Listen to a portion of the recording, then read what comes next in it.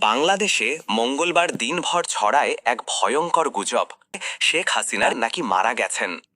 সামাজিক যোগাযোগ মাধ্যমে মুহূর্তের মধ্যেই এই খবর দাবানলের মতো ছড়িয়ে পড়ে।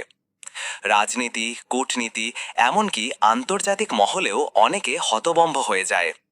কিন্তু ঠিক পরদিনই বিশ্বের সবচেয়ে প্রভাবশালী সংবাদ মাধ্যম রয়টার্স প্রকাশ করে শেখ হাসিনার এক্সক্লুসিভ সাক্ষাৎকার।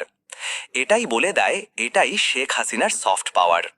একদিন আগেও যখন মানুষ তার বেঁচে থাকা নিয়ে সন্দিহান, তখন পরের দিন তিনি নিজেকে তুলে ধরলেন বিশ্ব রাজনীতির পর্দায় একজন বেঁচে থাকা নেতা হিসেবে নয়, বরং একজন টিকে থাকা প্রভাবশালী কূটনীতিক হিসেবে।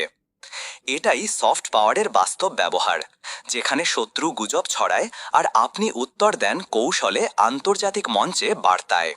শেখ হাসিনা বুঝেছেন, আজকের রাজনীতি শুধু মাঠের নয়, এটা মিডিয়া, ইমেজ আর আন্তর্জাতিক মনস্তত্ত্বের লড়াই।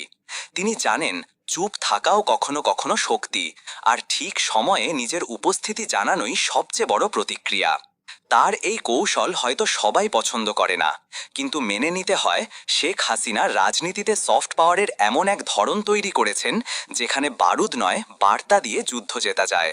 তাই বলা যায়, গুজবের দিন শেষ হয়েছে এক সাক্ষাৎকারেই। একদিনে শেখ হাসিনা আবার প্রমাণ করলেন, রাজনীতি শুধু ক্ষমতা নয়, এটি হলো ইমেজ ও প্রভাবের শিল্প। এটাই শেখ হাসিনার সফট পাওয়ার,